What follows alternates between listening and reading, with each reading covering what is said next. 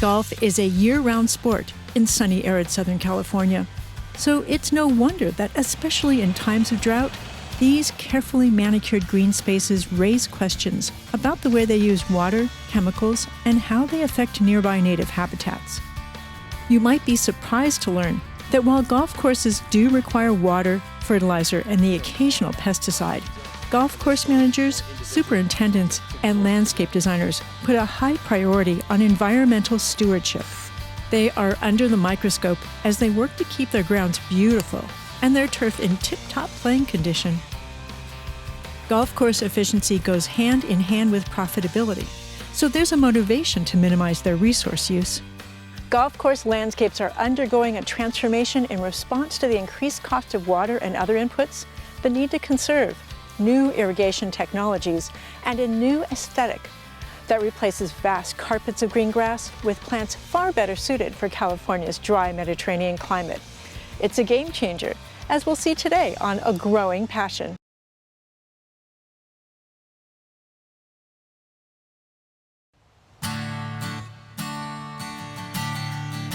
There are more than 900 golf courses in California. Together, they contribute $6.3 billion to the economy. They also support sectors like travel and tourism, real estate, and manufacturing. Here, the game is played year-round. That means lots of resources go into keeping these rolling lawns neatly landscaped and managed. Keeping the turf in perfect condition requires water, chemicals, and fertilizers that keep the grass healthy and pests at bay. Over recent decades, environmental concerns have been raised about the effects of these chemicals and the use of water that keep these greens looking good. As water becomes more precious, golf courses as vast acres of grass are no longer acceptable. Cistus and then the salvia, I think that's the bee's bliss, gives you the color at different times of the year. Different things are blooming at different times. Ken Alberstein is a golf course landscape designer. His company, Pinnacle Design, has designed and remodeled more than 170 golf course landscapes around the world. His profession emerged in the 1980s in response to calls for beautiful, playable, and more sustainable landscapes. It was a big change from the past. We sort of call it the golden age of golf course architecture, from the 30s to the even to the 60s or 70s. And usually there were really nice, beautiful sites that they could do minimal shaping and do wall-to-wall grass because they had beautiful surroundings already. A lot of the recent changes in golf course landscape architecture has really been inspired by trying to reduce the total water usage on golf courses. So we're going back and really studying where is the important play areas of the golf course and where are there areas that we can pull turf out and add landscaping and framing and screening to provide a more enjoyable golf course, but yet have a much smaller footprint of water.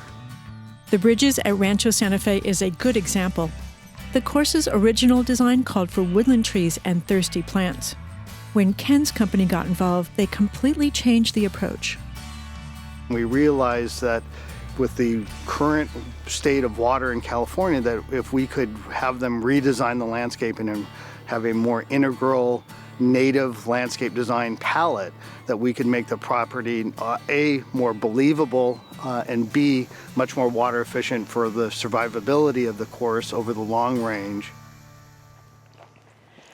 This is so beautiful. I love the view, but I also like the way all of this vegetation works together. You've got the Mediterraneans and you've got the natives. How do you come to do that? It's the layering. It's introducing the shorter, more flowering plants in the foreground that are the Mediterraneans and tying into the taller native California shrubs in the backdrop that tie into the canyon, and it helps provide enclosure and framing. This golf course is roughly half turf and half landscape. The landscape plant palette is climate appropriate, so it needs no fertilizers or pesticides and very little irrigation. I think the big future of golf course landscape architecture is to keep honing in on being as aesthetically beautiful but water efficient as possible. Putting out the right amount of turf, but having the landscaping become this integral part to really enhance the experience of the golfers while still saving as much water as possible.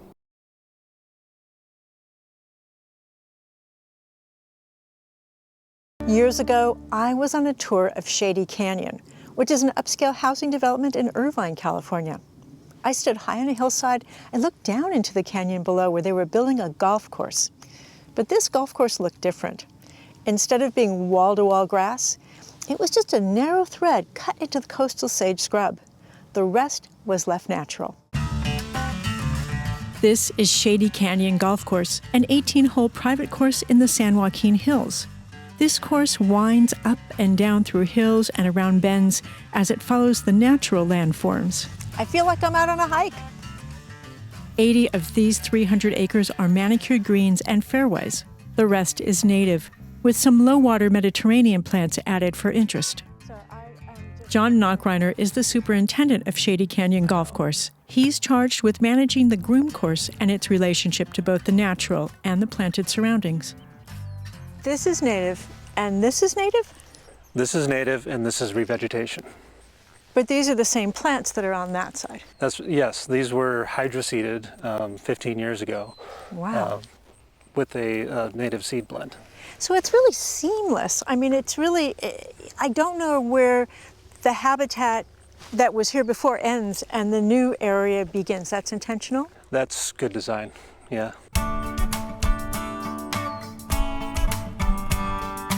The entire golf course is in a native setting, so there isn't anywhere where you feel like you need to over-manicure something. So I think the biggest thing is education and letting our membership know and understand that there's different cycles that we're working with in nature. Before the golf course was built, this canyon was pristine chaparral and coastal sage scrub habitat. It's home to endangered plants and animals listed on both federal and state registries, so building here was no small feat.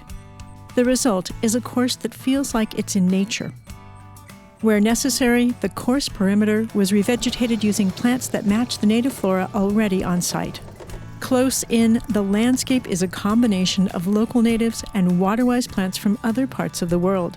All are climate appropriate and selected to minimize the negative impact on plants and animals in the surrounding habitat.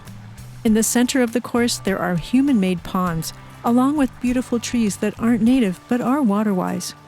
Native animals come with the territory. Is this a revegetated area, or is this how it was? No, this is all natural. Tyler Gullickson oversees the crews who maintain the course. Shady Canyon irrigates all of its turf with recycled water. Are there issues with watering turf with reclaimed water? Yes, there's a lot of issues with reclaimed water. You have salts, bicarbonates, all things which affect turf quality. So how do you manage that?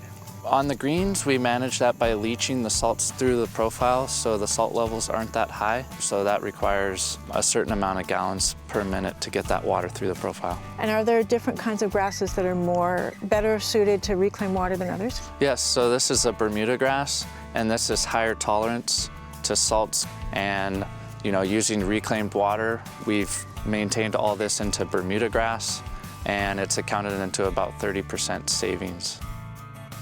Like all other golf courses, the bottom line drives the caretakers of Shady Canyon to conserve water, while special land use restrictions limit their use of fertilizers, pesticides, and other inputs that could negatively impact the surrounding habitat.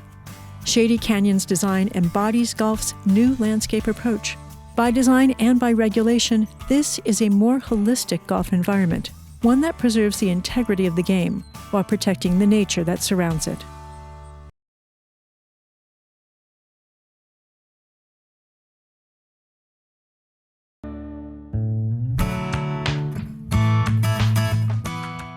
Palos Verdes Golf Club lies in the city of Palos Verdes Estates on the beautiful Palos Verdes Peninsula.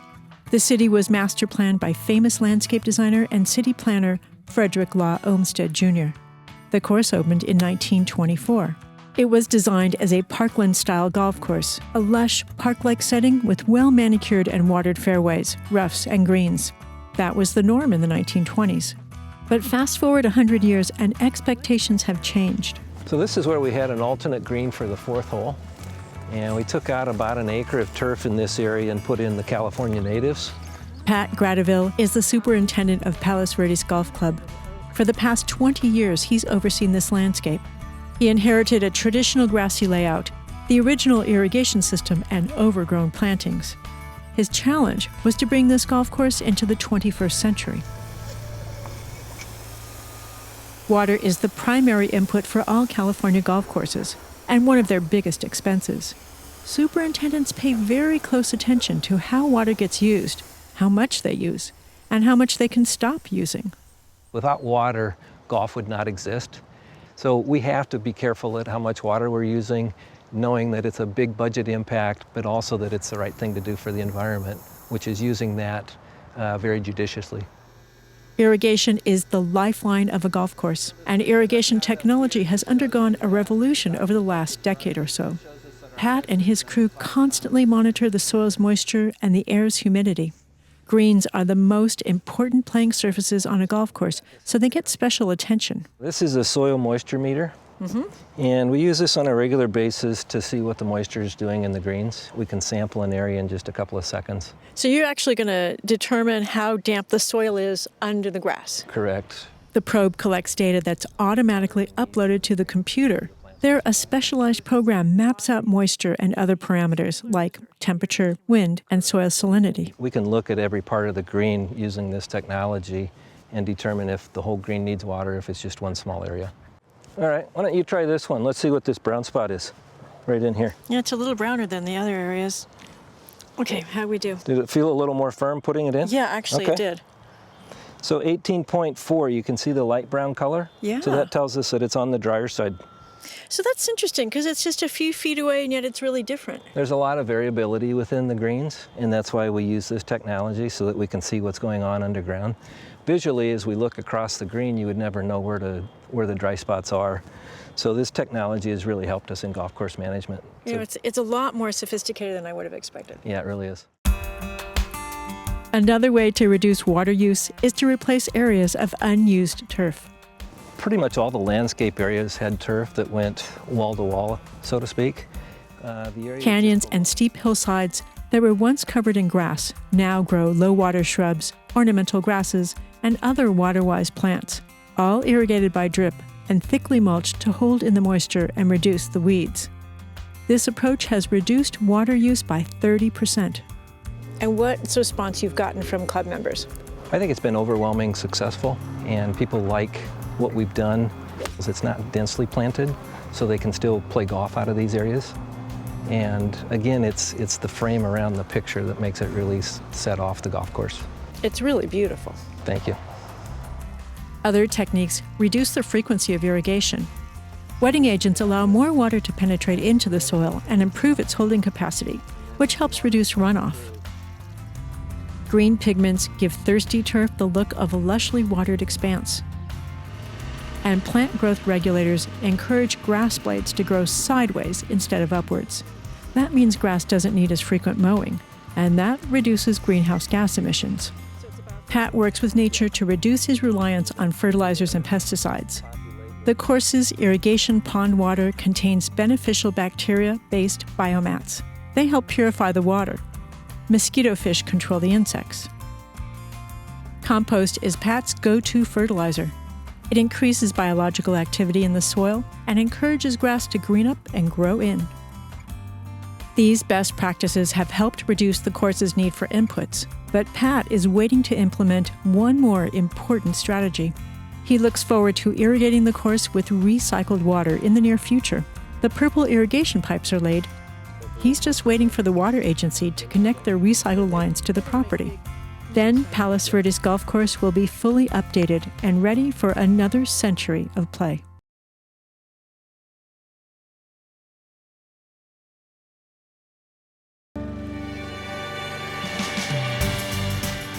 Torrey Pines. The name itself stirs the imagination of golf enthusiasts around the world. At this course, atop cliffs that tower above the Pacific Ocean in San Diego, golfers marvel at the views of the coastline and deep canyons lined with native coastal sage scrub. This is a municipal course, owned and operated by the city of San Diego. Anyone can play here, and that's been the case since it opened in 1957. This is a world-class golf venue, and since it hosts an annual PGA Tour stop, and the occasional U.S. Open golf tournament, this course is kept in peak condition, which is harder than you'd think. Water is what keeps golf courses green, but the course lies on sandstone cliffs that are susceptible to erosion from wind and water. So the course must be mindful of runoff and of impacts on its neighbor, the Torrey Pines State Natural Reserve. In 2016, Torrey Pines North Course underwent a major renovation to improve its playability, update its irrigation systems, remove diseased trees, and replace some of the turf with a drought-tolerant landscape. So this all was turf before the renovation? Yep. How many acres did you take out of service? We did about 5 acres of turf reduction over the golf course. Rich McIntosh is the senior golf course superintendent at Torrey Pines. He walks a fine line between maintaining his course's high-quality playing surface while limiting its water use.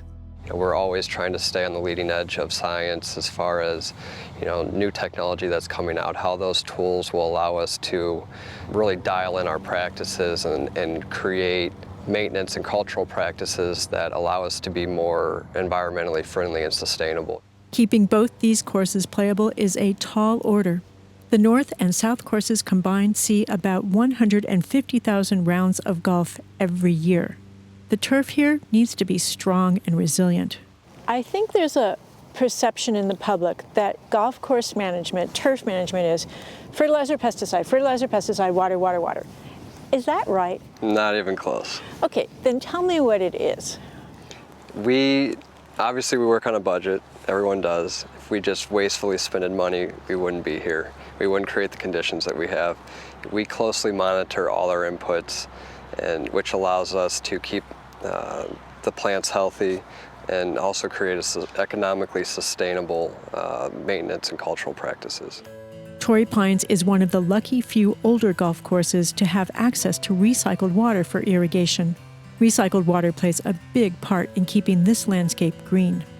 We're always aware of what we're doing and how it's going to potentially affect the surroundings. We avoid runoff as much as possible. The more runoff we have, the wetter we are, there's potential for erosion. We start to lose property and potentially tees and fairways. Runoff and erosion are big concerns. The sandstone bluffs are fragile and prone to collapse if too much water seeps into the soil. The biggest thing we do is really manage our water, and you can see our sprinkler head here. Make sure it's adjusted properly so it's not watering into the canyon. Chemicals and fertilizers, while applied sparingly, can contaminate runoff into canyon habitats and the ocean below. It's another reason to minimize irrigation. We've planted over 100 trees this past year to replenish trees that we've lost from the beetles. The Torrey pine tree is the endangered pine tree that the course is named for. Ips beetles are a critical threat to Torrey pines. So unfortunately, we've had several years of drought, as you know, and the drought has stressed the trees. And with that stress, and I think the age of the tree as well, they've been susceptible to the Ips beetle, and the Ips beetles are taking a number on them. The golf course and reserve have lost a fair number of trees to this pest. On the course, diseased trees are removed and new ones are planted to ensure the enduring presence of this iconic tree. We decided to eliminate over 5 acres of turf and return it to native plant material. So we planted all these natives in the hopes that eventually these two will grow together and become one.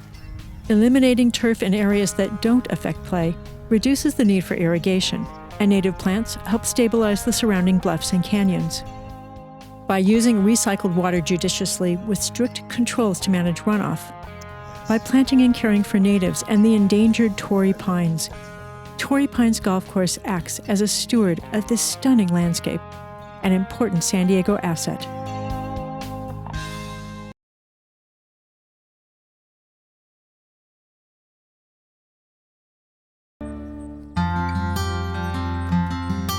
No one would confuse a golf course with a native habitat, but sometimes the two interface in unexpected ways, like here at the crossings at Carlsbad in Carlsbad, California, where the golf course was built inside a habitat.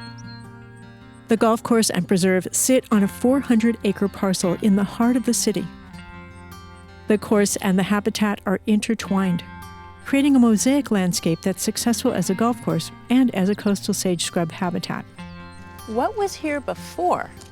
Before the project, there was a lot of fallow, highly degraded land full of weeds. There was some native habitat, but it was in very poor condition.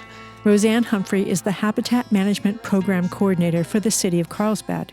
She oversees more than 6,100 acres of natural lands, including those that surround this golf course. This property was really important to add to the preserve system because it was a very large core area of coastal sage scrub habitat within the heart of the city. The path to building this golf course was neither easy nor certain. When the project was first designed in 1997, environmental groups were concerned about impacts to the ecosystem. Public opinion prioritized open space ahead of public golf courses. But what almost derailed this project was a tiny bird that has made the difference between development and conservation in some of the most sensitive coastal lands in California, the California gnatcatcher. The gnatcatcher is a small gray songbird that lives exclusively on coastal sage scrub habitat. 90% of its habitat across Southern California has been eliminated through development process. The city could not build anything, including this golf course, unless it provided habitat and protection enough for the species to thrive citywide. The city of Carlsbad established a habitat management plan. It's a citywide conservation plan that balances development needs with habitat preservation. The result is a preserve system that covers more than 6,000 acres across the city. The footprint of the golf course was also modified. The original plan would have impacted 45 acres of sensitive habitat. That was whittled down to just 13 acres. The golf course holes are tucked into ridges and flats within the rugged Macario Creek Canyon. It's an unusual juxtaposition of flat green grass with rolling hills of coastal sage scrub and riparian habitat. 40 acres in the preserve were cleared of weeds and invasive plants, then restored with natives. As you can see, the restoration effort, there was a restoration of 40 acres, has really increased the quality of the habitat here. I can hear all the birds. Yeah. There are also public hiking trails that take advantage of the same paths golfers use. This is willow forest habitat, and this is where all the riparian birds live, like the least-bill's vireo, yellowthroat, yellow warbler, all kinds of different species. It serves as a really important movement corridor for riparian birds, and so they had to keep the corridor as wide as possible. As you see that there's a pedestrian bridge here, that you notice how they have grading on the ground instead of solid surface, and that's because it lets the light in so that the plants can grow underneath. Greens can be used for wildlife movement during the night when there's no people around, so it actually provides a function other than just recreation. The success of the habitat restoration and preservation has been pretty phenomenal. There were only 17 pairs of gnatcatchers before the project, and now that the project has been built and the restoration has occurred, now there's 23 pairs, which is significantly more than there was before the development even happened. What are some of the animals that live here in the coastal sage scrub? Well, there's a variety of different birds that live here, like thrashers, quail, roadrunner, things like that. Ooh, did you just hear that? What am I hearing? That really high-pitched sound? Yeah. That's the sound of the gnatcatcher. That's the gnatcatcher? Yeah, that's what it sounds like. It's never easy to trade habitat for development, but sometimes looking at the bigger picture brings a bigger payoff for plants, for animals, and for people too. In arid California, golf is often seen as the bad guy. Concerns about water supplies and the environment have pressured course managers to up their game. They've learned how to stay green while preserving precious natural resources. The golf industry is working on ways to grow greener courses, ones that respect their sites, require fewer inputs, and maybe, just maybe, benefit native plants and animals. I'm Nan Sterman. Thanks for watching.